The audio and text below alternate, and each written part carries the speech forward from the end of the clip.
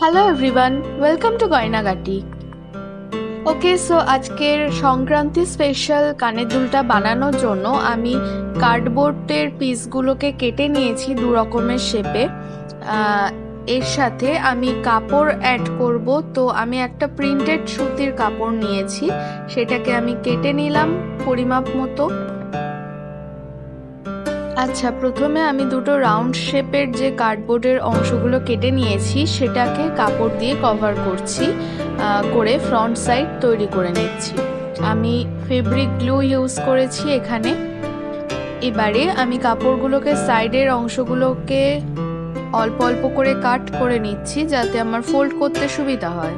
এবারে কেটে নেওয়া অংশগুলোতে আমি ফেব্রিক গ্লু ইউজ করে সেগুলোকে ফোল্ড করে নিচ্ছি।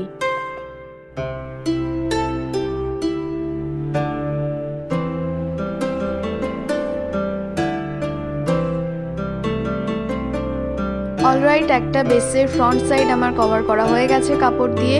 এবার আমি আর একটা বেসেও একই রকম প্রসেসে ফ্রন্ট সাইডটা কভার করে নিচ্ছি। কাপড়ের বাড়তি অংশগুলোকে ছোট ছোট টুকরো করে কেটে নিচ্ছি।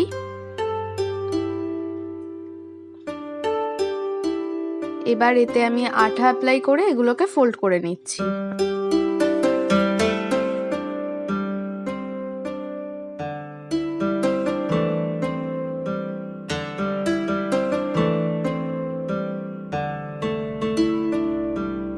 ওকে, দুটো বেসের ফ্রন্ট সাইড আমার কভার করা হয়ে গেছে কাপড় দিয়ে। এবারে আমি ব্যাক সাইডটাকে কভার করে দেব। তার জন্যও আমি একই প্রিন্টেড কাপড় ইউজ করছি, তবে এটা রাউন্ড শেপেই করতে হবে এরকম কোনো ব্যাপার নেই। এটা জাস্ট কভার করে নিলেই হবে, কাগজটা যাতে বোঝা না যায় তাহলেই হবে। ওকে, সো বোথ আর ডান। চলে যাচ্ছি পরের প্রসেসে। আমি এখানে সবুজ রঙের সুতির কাপড় ইউজ করছি, আপনারা যে কোনো কালার ইউজ করতে পারেন। আমি আবারও আগের মতোই কাপড়টাকে কেটে নিচ্ছি। ওই চৌকো যে বেসটা রয়েছে সেটাকে পুরোপুরি কভার করার মতো যথেষ্ট কাপড় আমি নিয়ে নিয়েছি। এবার আগের মতোই আমি আঠা অ্যাপ্লাই করে কাপড়টাকে অ্যাটাচ করে নিচ্ছি কার্ডবোর্ডের টুকরোগুলোর সাথে।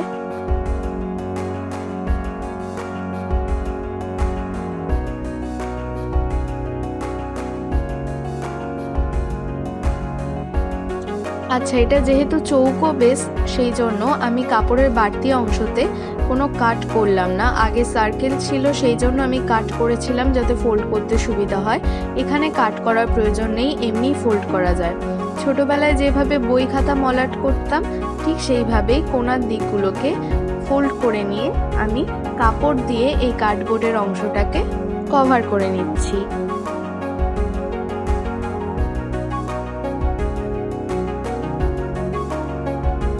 ফ্রন্ট সাইডটা কভার হয়ে যাবার পরেও ব্যাক সাইডে একটু কাগজ বোঝা যায়, তো সেটাকে কভার করে নেওয়ার জন্য আমি আবারও একই সুতির কাপড় ইউজ করছি। ছোট্ট করে অংশটা কেটে নিয়েছি কাপড়ের, সেটাকে আমি এর ওপর থেকে দিয়ে দিচ্ছি।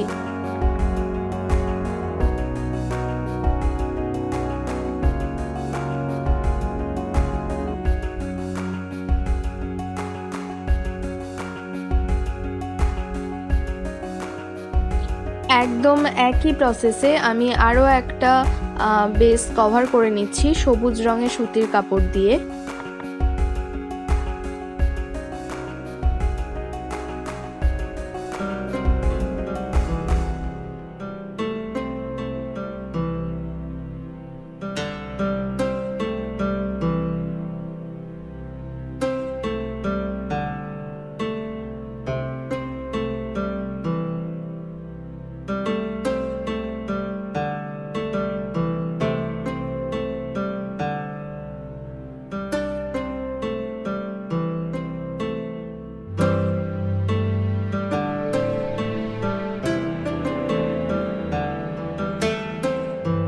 অলরাইট, তো আমার চারটে বেস কাপড় দিয়ে কভার করা একদম কমপ্লিট হয়ে গেছে এবং এগুলোকে আমি একটু শুকিয়েও নিয়েছি যাতে আমার কাজ করতে সুবিধা হয়।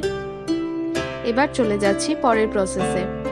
আমি এবার এই চারটে বেসকে দুটো বেস তৈরি করব, অর্থাৎ দুটো করে বেস আমি একসাথে অ্যাটাচ করব।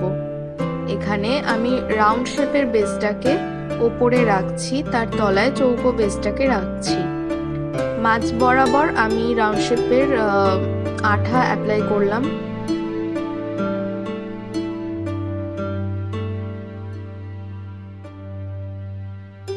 এটাকে এবার এই চৌকো যে বেসটা আছে তার উপর থেকে বসিয়ে দিচ্ছি। একটা কথা কিন্তু মনে রাখতে হবে, সেটা হলো যে আঠা অ্যাপ্লাই করার পর যতক্ষণ না আঠাটা ভালোভাবে শুকিয়ে যাচ্ছে ততক্ষণ নেক্সট স্টেপে না যাওয়াই ভালো। কেন কি নেক্সট স্টেপে যদি যাই আঠা না শুকানো অবস্থায়, তাহলে কিন্তু খুলে যাওয়ার একটা চান্স থাকতে পারে। একবার আঠাটা ভালো মতো শুকিয়ে গেলে জিনিসটা শক্ত হয়ে যাবে, তারপরের কাজগুলো করতে আর কোনো সমস্যা হবে না।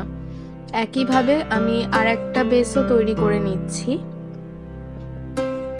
মাঝ বরাবর আঠা অ্যাপ্লাই করে আমি এটাকে চৌকো বেসটার সাথে অ্যাটাচ করে নিচ্ছি।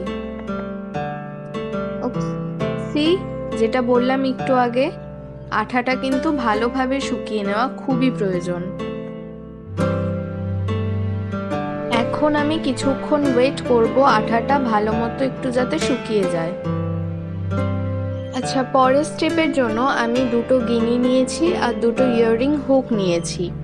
এখন আমি ইয়াররিং হুকের মুখটাকে ওপেন করে তার সাথে গিনিটাকে অ্যাড করে নেব।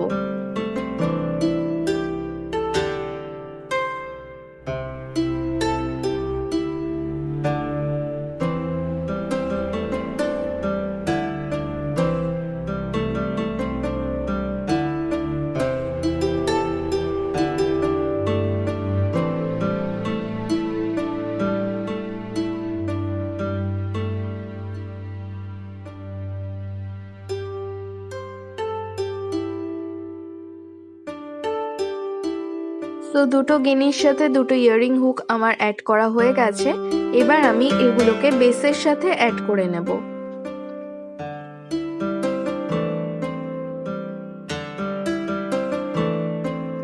রাউন্ড শেপের যে বেসটা আছে তার সাথে আমি ওপরের দিকে মাঝ বরাবর গিনিগুলোকে অ্যাড করব। তার জন্য আমি প্রথমে গিনির গায়ে ভালো মতো আঠা অ্যাপ্লাই করে নিচ্ছি।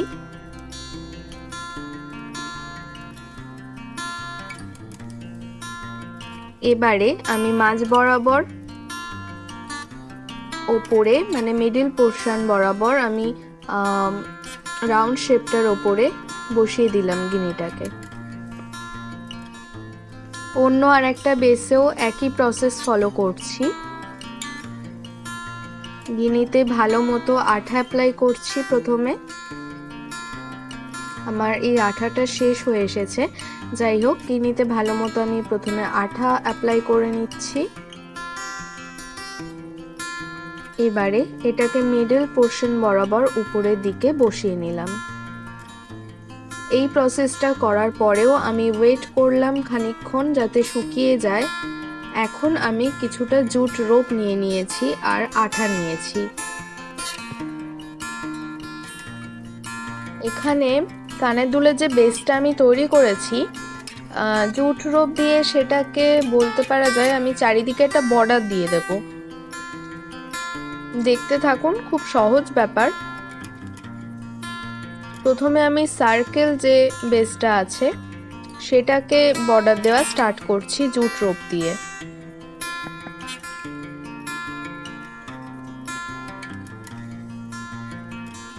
জুট রোপে আঠাটা ধরতে একটু সময় লাগে, তো এখানে ধৈর্য ধরে করতে হবে, আর কোনো উপায় নেই। তো আস্তে আস্তে অল্প অল্প করে আঠা অ্যাপ্লাই করব আর আস্তে আস্তে এই জুট রোপটাকে আমি অ্যাটাচ করতে করতে যাব।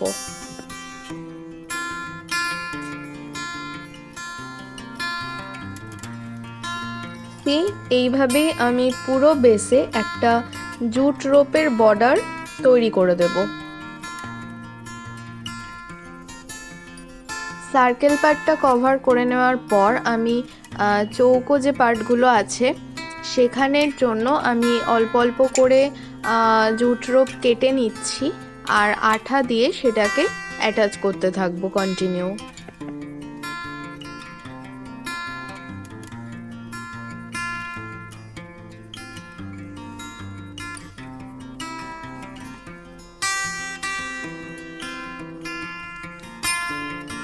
আমি আগেও বললাম জুট রোপের সাথে কিন্তু আঠা অ্যাটাচড হতে একটু বেশি সময় লাগে, তো একটু ধৈর্য ধরতে হবে। প্রথমে মনে হতে পারে যে না লাগছে না, খুলে যাচ্ছে, বাট আলটিমেটলি এটা ভালোভাবেই অ্যাটাচড হয়ে যাবে, তো তার জন্য একটু ধৈর্য ধরে কাজটা করতে হবে। তো প্রথমে একটা সাইডে আমার আঠা দিয়ে জুট রোপ অ্যাটাচ করা হয়ে গেল।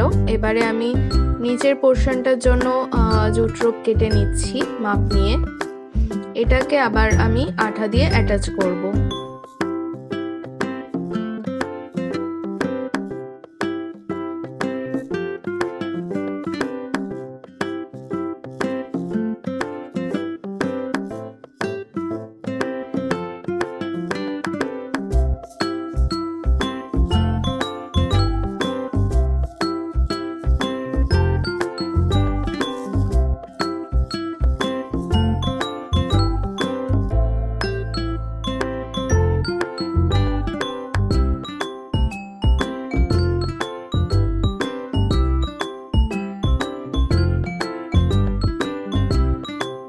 এবারে 3 নম্বর যে পার্টটা রয়েছে সাইডের, সেটাতে আমি জুট রোপ অ্যাটাচ করছি। আমার প্রথম বেসটা রেডি হয়ে গেছে। এবার আমি সেকেন্ড বেসটা, সেটাতেও একদম একই প্রসেসে জুট রোপ দিয়ে পুরোটা কভার করে নিচ্ছি, রাদার বর্ডার দিয়ে নিচ্ছি।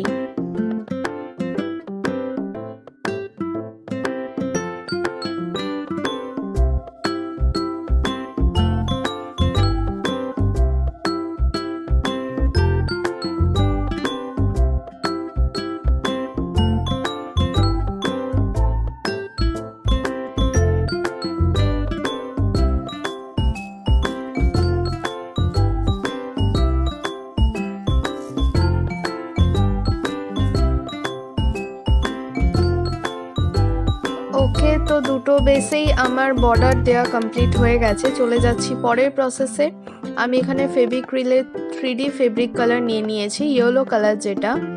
এটা দিয়ে আমি এবার এই নিচে যে সবুজ ফাঁকা জায়গাটা রয়েছে তার ওপরে সংক্রান্তি লিখছি।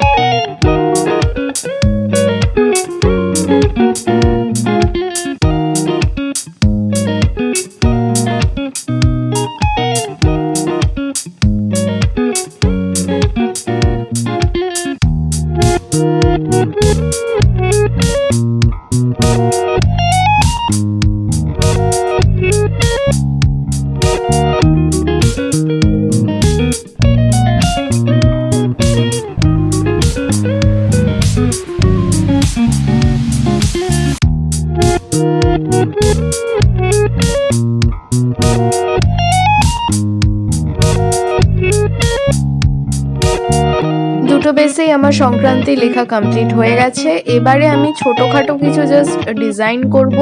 এটা চাইলে আপনারা স্কিপও করতে পারেন, মানে নর্মালি ভালো লাগবে। এটা জাস্ট আমি অ্যাড করলাম, আর কিছুই না।